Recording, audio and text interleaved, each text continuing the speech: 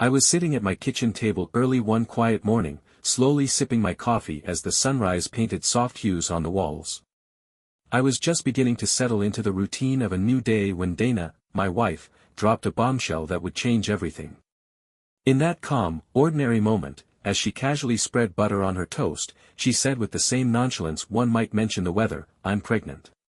I nearly choked on my coffee, the mug slipping from my grasp as my eyes locked onto hers in disbelief.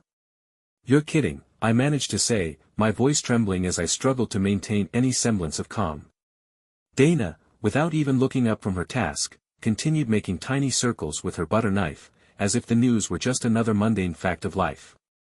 "Nope, it's real," she replied evenly, leaving me reeling in silence.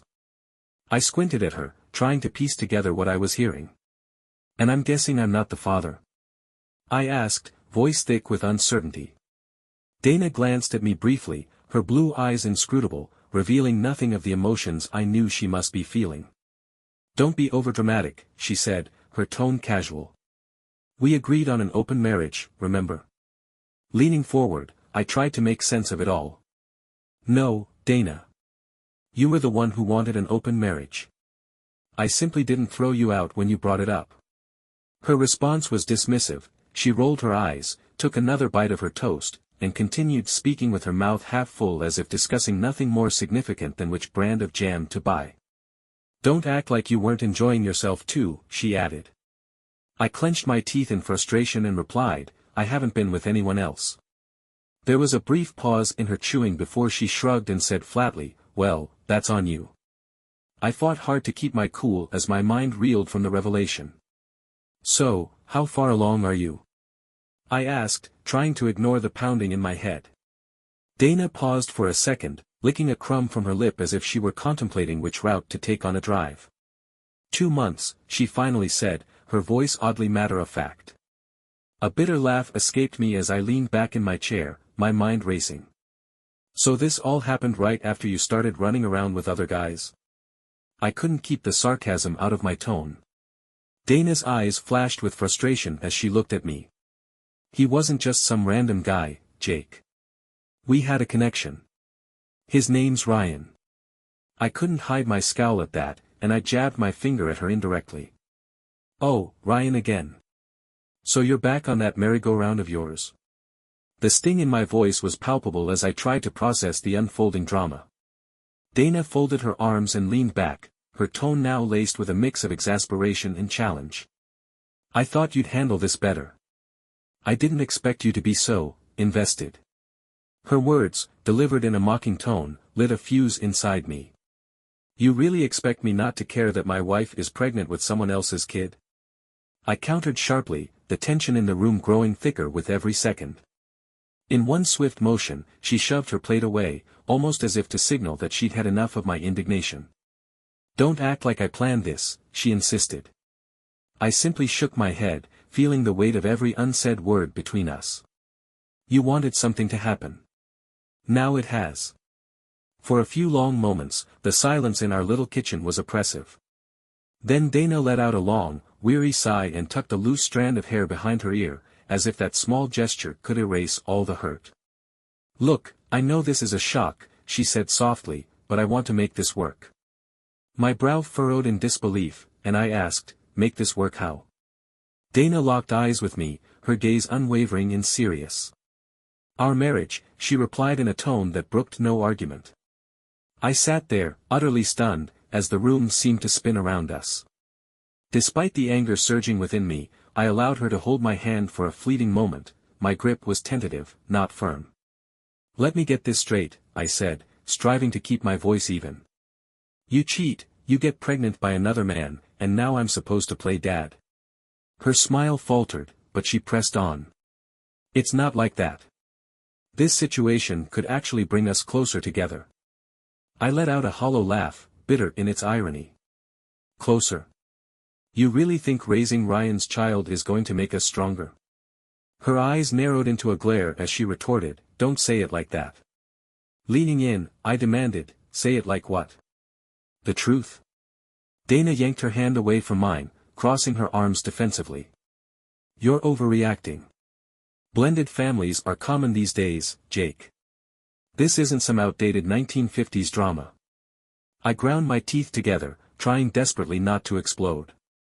Blended families usually come after a divorce and remarriage, not because one of us decided to sneak around while still married. She scoffed, rolling her eyes yet again, and said dismissively, "You're so dramatic." In that moment, I slammed my palm onto the table with enough force to send a shiver through the dishes. "Don't," I growled, pointing a finger at her, "don't you dare pretend this is normal." Dana's face hardened, and she shot back, "You could have slept with other people too, you know." Her words stung, and I replied with measured calm, "I never did." Dana shrugged as if the world's problems could be brushed aside. "Not my fault," she said. Taking a slow, deliberate breath, I rubbed my temples as if trying to massage away the pain. "So that's your defense? That I should have cheated as well?" she challenged. Dana crossed her legs, shifting in her seat as she tried to regain some control of the situation. "It's not cheating if we agreed to it," she insisted. I fixed her with a cold stare, my voice steady but heavy with hurt. "No, you agreed. I just put up with it." With a dismissive wave of her hand, she said, "It doesn't matter now. The baby's what matters. We've got to move on." I leaned back, folding my arms and letting the silence speak for itself. "Does Ryan know yet?" I asked slowly. Dana hesitated, then mumbled, "I haven't told him." I couldn't help but let out a sarcastic chuckle.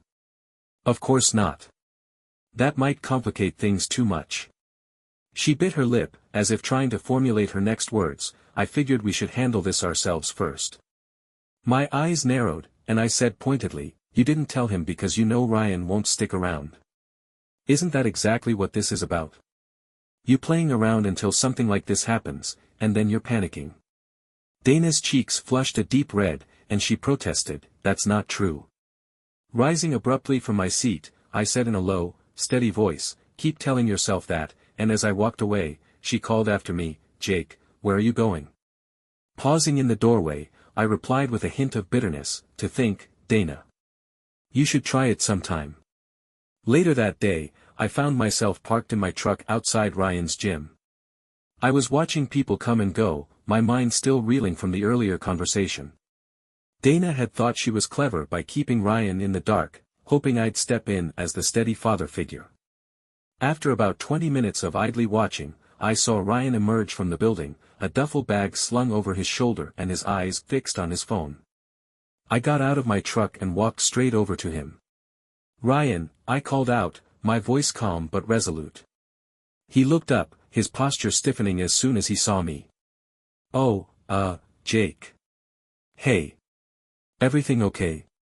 His voice wavered, betraying his unease. "We need to talk," I said, my tone leaving no room for argument. Ryan glanced around nervously, as though considering his escape route. "I really gotta get home," he mumbled.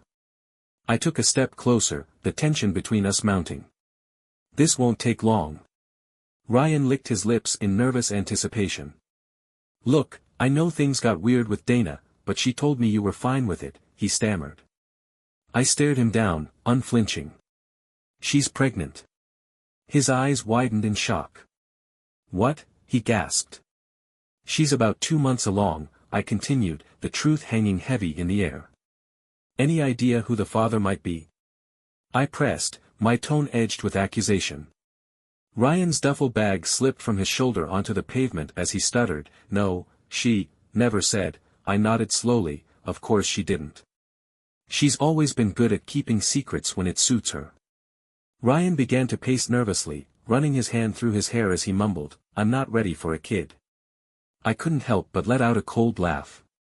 "Neither is she," I said, the irony in my voice as clear as day. He spun around to face me, desperation in his eyes. "So what do we do now?" he asked, uncertainty lacing every word. I shrugged slowly and replied, "That's up to you, Ryan. But you'd better talk to her before she spins this story any further." He hesitated, eyes darting about, and finally asked, "And if I don't?" I held his gaze steadily. "Then I'll make sure her family sees the ultrasound," I warned him, my tone even, "and I'll call your girlfriend too." The color drained from his face as he whispered, "You wouldn't." I leaned in closer, my eyes dark and determined. "Try me," I said simply. That same night, Dana burst through our front door in a fury, her anger practically tangible as she stormed into the living room where I was lazily flipping through channels. "What did you do?" she screamed, slamming her purse down onto the coffee table with a force that rattled the nearby lamps.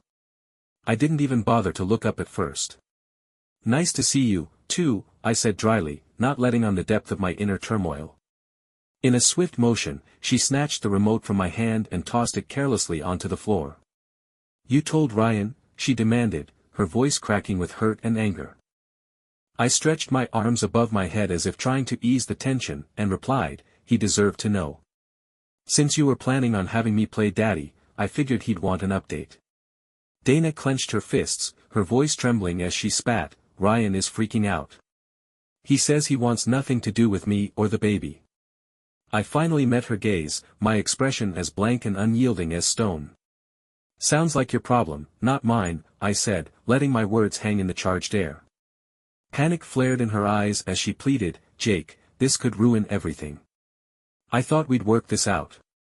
I slowly rose from the couch, my towering presence now looming over her. "No, you thought you could pin this kid on me while you kept messing around." "I'm done," I declared, my tone icy and final. Her voice faltered, thick with emotion, "You can't just walk away from this." I shook my head slowly and said, "I already did." Dana swallowed hard, then lifted her chin in a last attempt at defiance. "Fine. I'll raise this baby on my own." "I don't need you," she said, a note of bitter resignation creeping into her words. I took a deliberate step closer, my tone cool and hard-edged. "Good luck with that, Dana. Once those papers are signed, you'll have nothing left." Her eyes widened as she noticed the thick stack of divorce papers resting on the counter in the kitchen. "Papers?" she whispered in disbelief. "Oh, yes," I replied flatly, reaching over to grab my keys from the table. "You wanted an open door. Great. I'm walking through it." Without another word, I turned and left, leaving her standing there, trembling as the reality of our shattered marriage set in. I spent the next few hours driving around aimlessly, the weight of the situation pressing down on me. Eventually, I returned home, only to find Dana still in shock, her eyes fixated on the top page of the divorce papers she'd been examining in the kitchen. When she looked up at me, her voice came out flat and defeated. "You're really ending everything over one mistake?" she asked, her tone laced with disbelief. I couldn't help but scoff as I set a cold beer on the counter. "One mistake? You practically paraded Ryan around town like you were proud of it. The real mistake was thinking he'd stick around once things got serious." She slammed her hand onto the table, the impact echoing in the quiet room. "I never thought it would turn out like this," she cried, her anger and despair mingling into one painful shout. I shook my head slowly, "No, Dana. You figured I'd just keep dealing with your bullshit. You never expected me to be done." Her face twisted in anger as she spat out, "I thought you loved me." I exhaled deeply and said quietly, "I did love you. I still did, once. But love dies when it's trampled on too many times." Her breathing grew rapid as she whispered, "This isn't fair." I stared hard into her eyes, the finality in my tone clear. "Fair is mailing these papers to your parents so they know exactly what's going on. Fair is making sure that Ryan pays child support while I walk away with my hands clean." Her face went pale, and with a trembling voice, she said, "You wouldn't." I took a long sip of my beer and replied, "I already started the paperwork, Dana." She nearly knocked her chair over in shock as she cried out, "You're ruining my life." Narrowing my eyes, I said firmly, "No. You ruined your own life. I'm just protecting mine." There was nothing more for her to say, and the silence that followed was deafening. The next morning, as the first light crept through the blinds, I received a text message from Ryan. He asked if I'd told Dana about the divorce papers. I couldn't help but smirk as I read his message, and I typed back coolly that she'd probably be calling him soon, so he'd better be prepared for what comes next. A couple of hours later, Dana packed her car and left without a note, leaving our house eerily silent, a silence that, surprisingly, I found to be a relief after the tumult of the previous night. 2 weeks passed with not a word from her until one late night, headlights swept into the driveway. I heard the sound of the car door as Dana stepped out, looking utterly exhausted.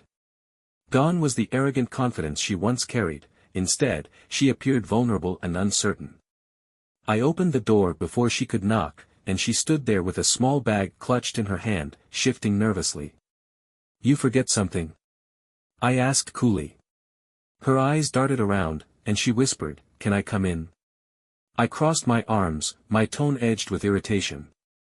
"You need something, Dana," she murmured, glancing away as if too ashamed to meet my eyes. "I don't have anywhere else to go." "Ryan, he blocked me," she admitted, her voice trembling with desperation. I let out a low, humorless chuckle and said, "That's not my problem." Her eyes, wide with desperation, met mine as she pleaded, "Jake, you know I can't handle this on my own." I shook my head slowly, a bitter smile on my lips. "You told me you didn't need me, remember?" she snapped, grimacing. I thought Ryan would step up. I didn't expect consequences like these. My expression turned cold as I replied, "That's exactly the point, Dana. You never do anything until it's too late." Tears began to shimmer in her eyes as she whispered, "I messed up, okay? But I'm still your wife." I looked at her steadily and said, "Not anymore. You were my wife once. Now, you're just someone I used to know." She opened her mouth as if to protest, but I raised my hand to cut her off.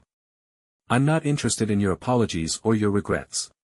You made your choices, and now you have to live with them." She choked back a sob as she tried one last time, "I didn't think you'd actually shut me out."